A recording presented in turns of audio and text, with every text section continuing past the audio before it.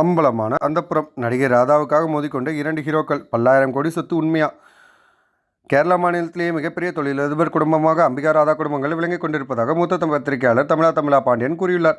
நடிகை ராதாவின் தொழில் வளர்ச்சி சுபாவம் குறித்து பிகைன் சினிமா என்ற யூடியூப் சேனலுக்கு அளித்த பேட்டியில் விரிவாக பேசியுள்ளார். திருவனந்தபுரத்திற்கு அருகே உள்ள கல்லாறு தான் ராதாவின் சொந்த கிராமம்.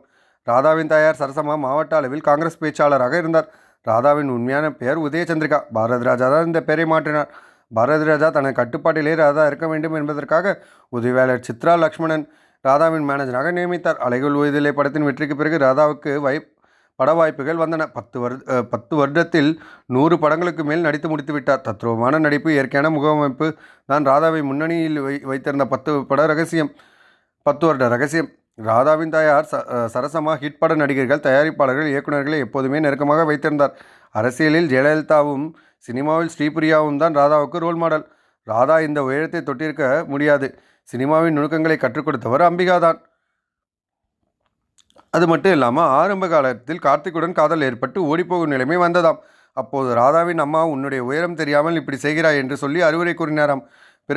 பிறகு தெலுங்கில் சிரஞ்சீவியுடன் காதல் வந்ததாம். பாலையாவுக்கும் சிரஞ்சீவிக்கும் ராதாவுக்கும் சண்டை வருமாம். யார் ராதாவை கட்டுக்குள் வைத்துக் கொள்வது என்று இருவருக்குள் போட்டி வந்திருக்கிறது. 1991 ராஜசேகர் என்ற நபரை திருமணம் செய்தார் ராதா. பிறகு மிகப்பெரிய தொழிலதிபராக மாறிவிட்டார். 5 ஸ்டார் ஹோட்டல்கள் மட்டுமே 5 வைத்திருந்தார் ராதா. அதில் உதய் சமுத்ரா என்ற 5 ஸ்டார் ஹோட்டல், யூடி ஷூட் என்ற ஏர்போர்ட் பக்கத்திலேயே நட்சத்திர ஹோட்டல் உள்ளது. மோடி, ராகுல் என தேசிய தலைவர்கள் முதல் சினிமா பிரபலங்கள் வரை இங்கு தான் தங்குவார்கள். தியேட்டர்கள், ஹோட்டல்கள், சினிமா, திருமண மண்டபம், பள்ளிகள், சென்னையில் ஏஆர்எஸ் ஸ்டுடியோ, அதுபோலவே கேரளாவிலும் ஏஆர்எஸ் ஸ்டுடியோ என பல்லாயிரக்கணக்கான சொத்துக்களுக்கு அதிபதியாக இருக்கிறார்.